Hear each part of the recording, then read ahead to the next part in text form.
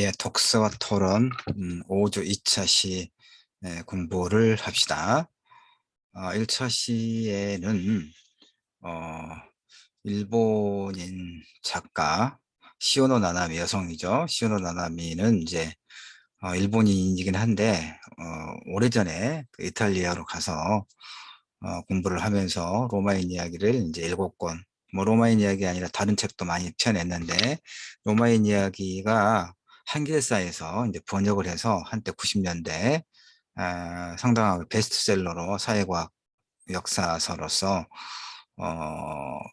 한창 인기를 끌었어요. 그래서 나도 시오노 나나미의 책을 한두 권 가지고 있는데 읽다 보니까 상당히 영웅서사적인 그런 관점을 가지고 있어서 굉장히 이제 이 문제가 있다라는 생각을 이제 평소에 하고 있었고, 그래서 이제 우리 독서 토론 1차 시에, 5주 1차 시에 역사를 바라보는 하나의 관점, 그리고 역사적 진실의 문제와 관련해서 시노노 나나미의 로마인 이야기를 이렇게 비판적으로 검토를 했습니다. 비난과 비판은 다르다고 이야기했습니다. 비판은 어떤 근거를 들어서 나는 당신의 의견에 동의할 수 없다, 동의하지 않는다. 왜냐하면 나는 이러이런 생각을 가지고 있기 때문이다라고 논리적으로 이렇게 반론을 제기하는 게 하나의 비판이죠. 그것은 이제 학문의 발전을 위해서 매우 중요한 어떤 그 학문을 대하는 태도입니다. 지식과 학문을 대하는 태도입니다. 비난은 무조건적으로 감정적으로 나는 싫어, 무조건 싫어 이런 것을 이제 비난이라고 하고, 우리가 인터넷 그 시대에 있어서 그 인터넷 이제 뉴스에 그 어떤 댓글들을 보면 그런 이성적 비판, 논리적이고 체계적인 그런 사유에 기반한 비판이 아니라 비난이 아주 많죠. 막그 욕설을 섞어서 아주 증오도 하고. 네, 그래서 이제 연예인들도 그런 그 대중들의 어떤 반응과 매우 반응에 굉장히 이제 이렇게 예민하게 반응을 하는 연예인들이 또 자살을 하기도 하고 그랬죠. 물론 자살하는 것이 그런 악성 댓글만이 이제 거의 전부의 이유는 아니지만 상당할 정도로 부정적인 영향을 끼쳤던 것이 분명하죠. 우리가 공부를 하고 학문을 논할 때도 이런 그 어떤 논리적 그리고 체계적인 어떤 사유에 바탕한 비판적 논의는 굉장히 권장되고 어, 권장되는 겁니다. 바로 이런 비판적 사고와 질문을 통해서 학문과 역사는 발전해 왔던 거거든요. 그대로 답습하는 게 아니라 역사라고 하는 것도 지난 그 1차 시 앞부분에 이야기했지만 에드워드 카가 이야기하는 것처럼 역사적 사실을 우리가 그대로 받아들일 수 없는 거예요. 오늘의 관점에서 그 역사적 사실의 진위라든가 이런 것들을 비판적으로 질문하고 또 답을 찾아가는 그런 과정을 통해서 우리는 개인도 그렇고 공동체도 그렇고 좀 더 진실에 가까운 그런 어떤 삶이 가능하겠죠. 왜냐하면 역사라고 하는 것은 과거, 과거의 기록인데 그것을 토대로 우리 앞에 당면하고 있는 어떤 문제들을 잘 이겨내기 위한 하나의 거울이 역사이기 때문에 그렇습니다. 그래서 이제 인문학은 전통적으로 문사철, 문학과 역사와 철학이라고 해서 굉장히 중요한 그 학문이죠. 전공과 관계없이 문학과 역사 철학은 그래서 우리 남부대학교에서 독서 토론이 수업 교과를 통해서 교과를 운영하고 있는 것은 굉장히 전국 4대 전국의 4년제 종합대학에 어디 손꼽히는 그 대학에 드는 그런 외손가락 안에 드는 굉장히 좋은 과목을 운영하고 있습니다. 그래서 이제 좋은 그 우리의 지식을 확장하고 또 사고도 확장할 수 있는 또 우리 삶과 매우 밀접한 관련을 맺고 있는 그런 의미 있는 책들을 선정을 해서 외국에 이제 그 세계적으로 유명한 어떤 고전도 그렇고 또 이제 그 8주차 지나면 아마 그 6주차, 7주차 지나면 이제 우리나라의 현대 문학 작품 중에서 의미 있는 작품들 그 내 책 그 평론집에 주로 실려 있는 그 이제 논의들입니다. 그 소설적 상상력과 젠더 정치학이라고 하는 이제 내 평론집에 실려 있는 그 자료들 바탕으로 이제 또 우리 현대의 한국 현대 문학 작품들도 깊이 있게 읽어 나갈 겁니다. 자, 독서 토론 5주 2차 시는 프란츠 파농의 대지에 저주받은 사람들을 읽읍시다. 이 자유를 위한 어떤 그 민중의 노력과 관련된 이제 논의입니다. 이 책이. 그래서 이것도 30분 뒤에 있다가 30분 그 뒷부분에서 또 상세하게 친절하게 설명을 할 거고요. 앞부분에서는 그거 관련된 식민주의 내지는 탈식민주의와 관련해서 이야기를 좀 나눠보려고 합니다. 하여튼 프란츠 파농은 이제 아프리카, 그러니까 그 1차 세계대전이 일어났던 하나의 그 촉발적인 요인은 결국에 이제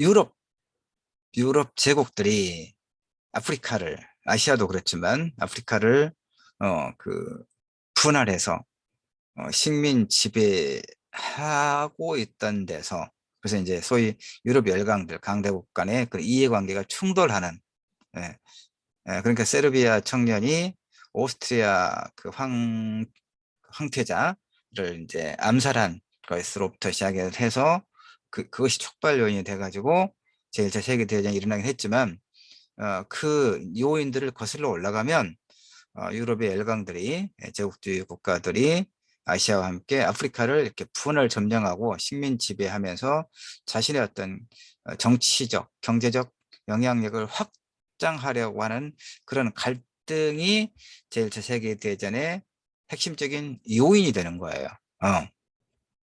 그러면 이제 우리가 좀 따져볼 게 뭐가 있냐면, 중요한 개념들이, 일단 제국주의란 뭔가를 먼저 이해를 해야 돼요. 2차 시에 이 프란츠 파농의 책을 충분하게 우리가 이해를 하려면, 그럼 제국주의는 뭐냐? 그러니까 이제 자본주의가 확장한 거, 다시 말해서 자본주의는 뭐냐면 이윤 추구를 목적으로 하는 그런 제도 체제를 말해. 이윤 추구. 이것은 이제 뭐 프랑스 대혁명이라든가 그 이후에 영국의 산업혁명이라든가, 특히 영국의 산업혁명으로부터 이제 그 시작된 하나의 경제 체제 이데올로기를 자본주의 체제라고 하죠. 자본의 이익의 극대화, 알겠죠? 자본이 뭔가 돈이요, 돈, 화폐. 물론 화폐만 있는 거 아니에요. 토지라든가 이제 다양한 요인을 갖고 포함되지만, 쉽게 이야기해서 하여튼 자본은 자본주의라고 하는 것은 이윤 추구를 목적으로 하는, 오직 다른 거 없어요. 피도 눈물도 없고 이윤 추구만을 목적으로 하기 때문에 대량 생산을 하고, 그래서 이제 대량 소비를 하고, 그래야 이제 이윤이 더 많이, 그러니까 돈을 많이 가지고 있는 자본가는 더 많이 투자를 할 수 있겠죠. 그러니까 더 많은 이윤을 가질 수 있겠죠. 그러니까 이 자본의 욕망이라고 하는 것은 한계가 없어요. 그래서 더 많은 자본을 가지고 모아서 축적을 해서 또 더 많은 투자를 하고, 더 많은 생산을 하고, 근데 생산을 하면 뭐예요? 소비가 일어나야 되겠죠. 그래야 이윤이 남겠죠. 그래서 더 많은 생산을 하고 이렇게. 그런데 이제 가만히 생각해 보세요. 그러니까 그 자본주의 생산 양식의 여러분 이제 메모도 하고 그러세요. 이건 내가 알고 있는 내용을 그냥 이렇게 설명을 하는 것이고, 자료는 따로 없으니까 메모를 하면 좋겠죠. 한 번만 들어서는 여러분 잘 이해하지 못할 수도 있으니까. 다시. 하여튼 이 자본주의 체제가 뭔가를 여러분 이제 이해는 됐죠. 자본주의, 이윤 추구를 목적으로 하는 제도와 체제, 오직 이윤 추구입니다.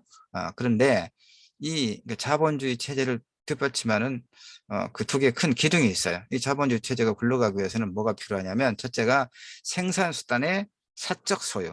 그러니까 생산수단을 개인적으로 소유하는 것을 허용을 해야 자본가가, 이를테면 생산시설을 자기 거잖아요. 자기 거. 그래야 그 생산시설을, 노동자를 투입하고 기계를 돌려서 그다음에 어떤 자원을 투자해서 원료를 투입을 해서 뭔가 생산품을 만들어내겠죠. 음, 음. 알겠죠? 그 자본가가 그런 어떤 생산수단을 개인적으로 소유가 허용이 되어야 더 많은 그 생산을 하기 위해서 투자를 하고 그럴 거 아니에요? 더 많은 이윤을 궁극적으로 남기기 위해서. 그러니까 이 생산수단의 사적 소유, 사적 개인적인 소유를 허용한다. 이게 자본주의 생산 양식의 가장 핵심적인 그 요인이 알겠죠. 그런데 이제 그 생산한 것을 소비를 해야 되겠죠. 어디서? 시장에서. 알겠죠? 그 시장에서.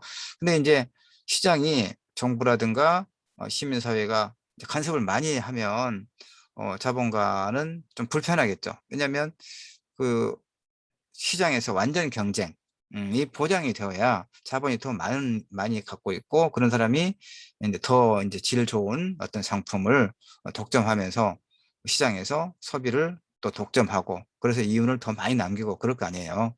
그런데 이제 어떤 그 독과점, 뭐 그 어떤 시장에서 어떤 특정한 제품을 한 개의 기업이 거의 독점하다시피 하거나 몇 개, 두세 개의 기업이 독점하는 건데 그걸 과점이라고, 독과점이라고 하는데 하여튼 두 가지, 여러분 혼란스럽지 않죠? 자본주의 체제를 운영하기 위한 기본적인 그 시스템이 두 가지가 있는데 하나가 생산수단의 사적 소유를 허용하는 것이고 두 번째가 자유경쟁 시장.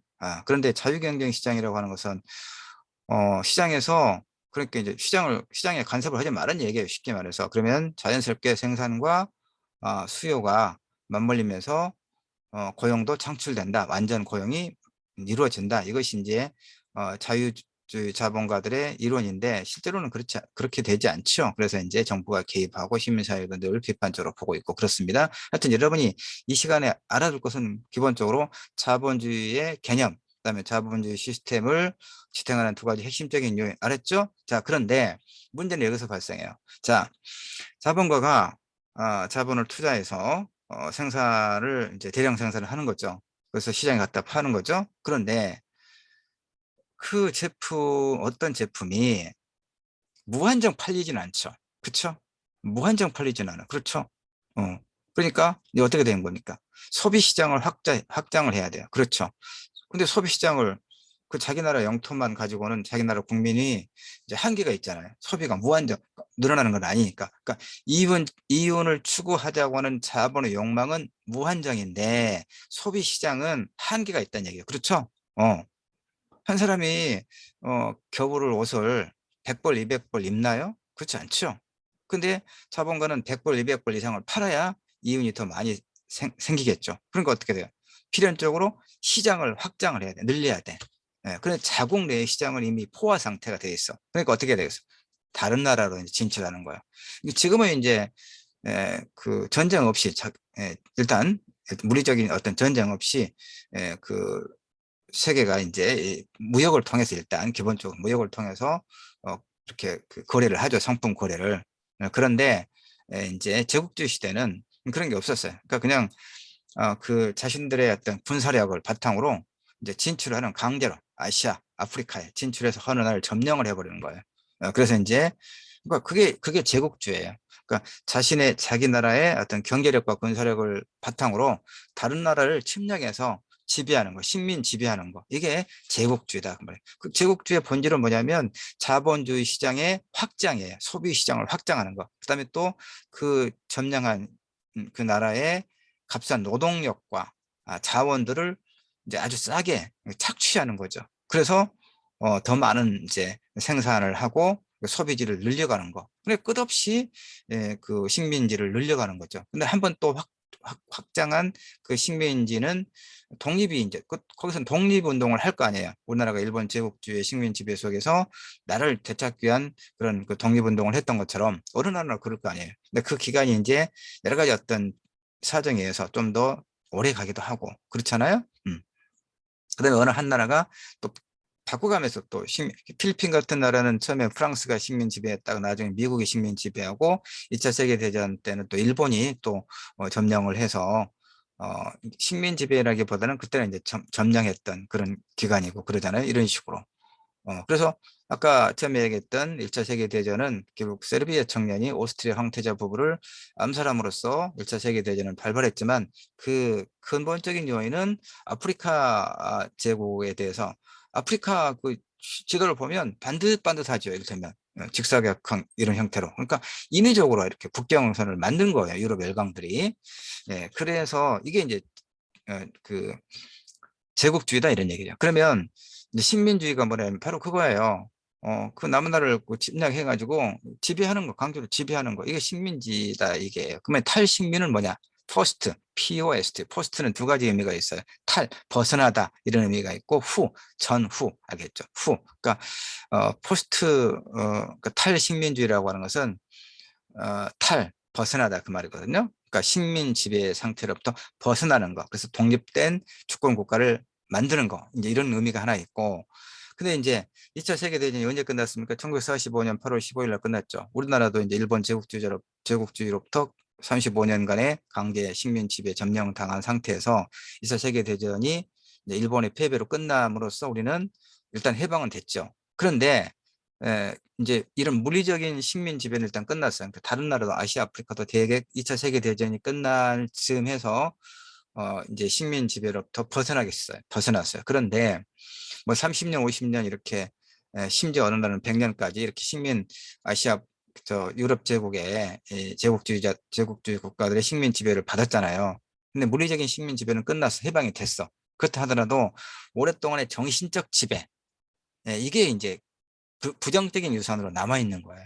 한국 사회에서도 일본 제국주의자들이 35년 동안 식민 지배를 하면서 한국 사람들의 어떤 뭐나 법이나 제도나 교육이나 문화적 관습 속에, 즉 정신 속에 심어둔 그런 제국주의 찌꺼기들이 여전히 남아있죠. 그래서 이제 식민지 근대화론을 주장하는 이 친일파들이 한국에도 굉장히 많아요. 식민지 근대화론이 뭡니까? 일본 제국주의자들이 조선을 식민 지배하면서 조선이 근대화, 문명 개화의 길로 나아갔다. 그러니까 일본의 식민 지배는 천국이다. 아니, 축복이다라고 조선의 식민 지배를 옹호하는 자들, 이게 친일파들이거든요. 이 친일의 논리를 그대로 답습하는 자들이 굉장히 많이 있어요. 한국 사회에. 다른 나라도 마찬가지예요. 왜냐하면 그 사람들은 이 제국주의자들이 식민 지배할 때 그들과 협력했던 자들이기 때문에 그래요. 그들과 협력함으로써 어떤 정치, 경제적으로 어떤 이익을 같이 공유했던 자들이기 때문에 그런 식민 지배를 정당화하고자 하는 것이죠.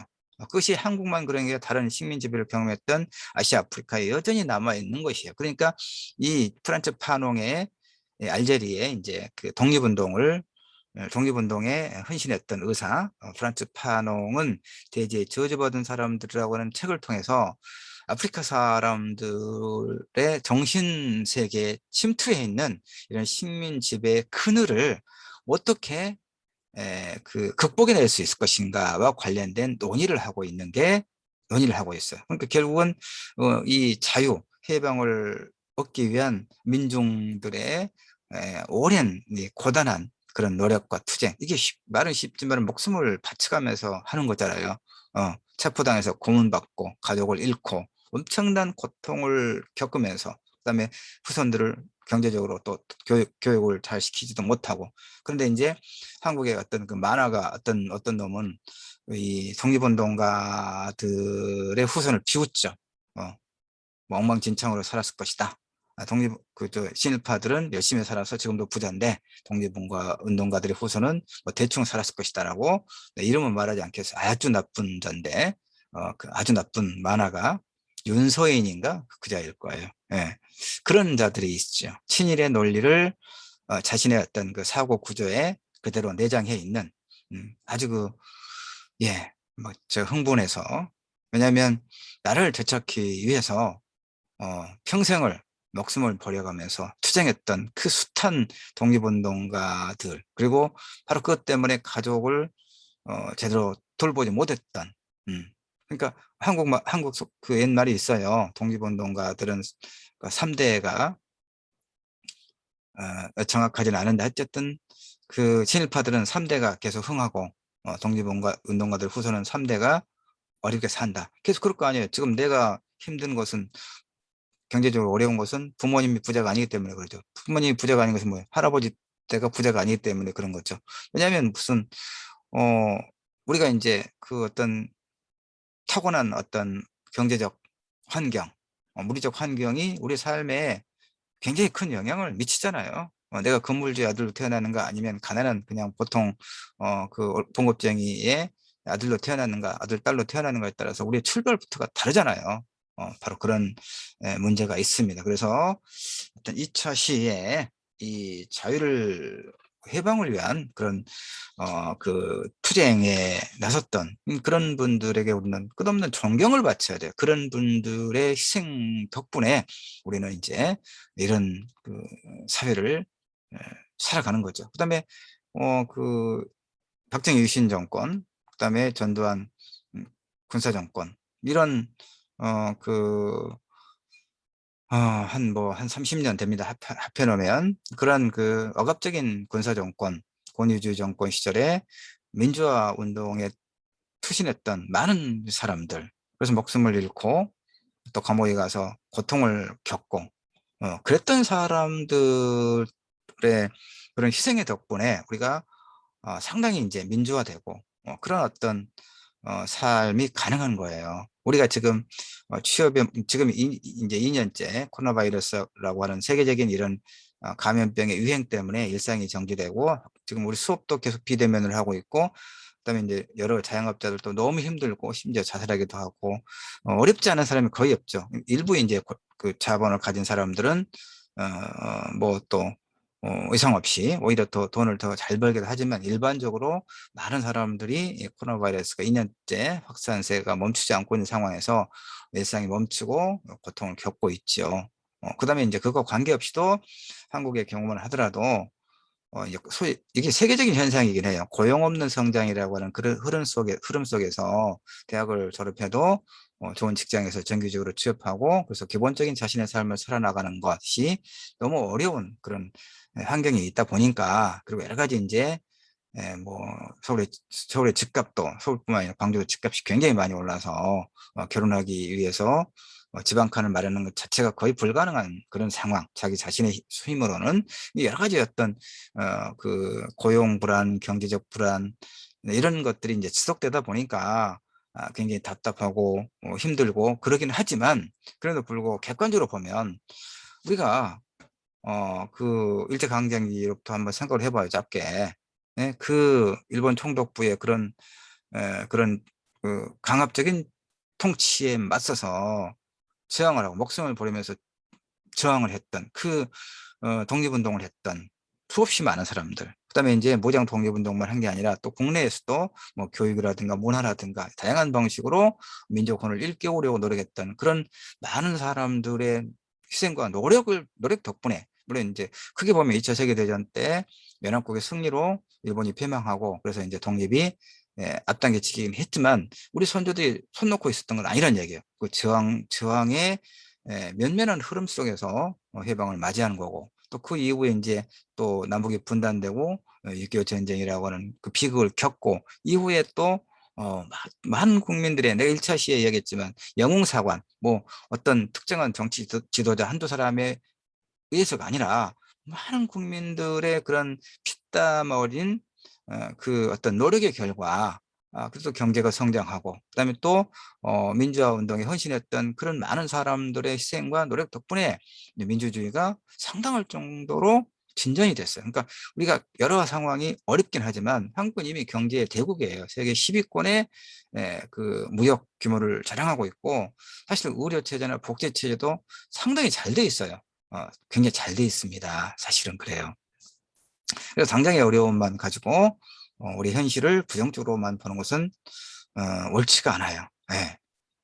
그래서 일단 그런 것이고 이제 그 뒷부분에서 프란츠 파농의 그 대제 저주받은 사람들을 또 공부를 하면서 내가 앞부분에 20분 동안 이야기했던 이런 보충 설명을 또 연결해서 이렇게 귀담아 들으면서 자유를 위한 그 민중의 투쟁의 역사, 그다음에 이제 어떻게 우리가 부정적인 어떤 유산을 우리가 그 극복할 수 있을 것인가에 대해서 함께 이야기를 나누고 생각해보는 그런 시간으로 갖도록 합시다. 예.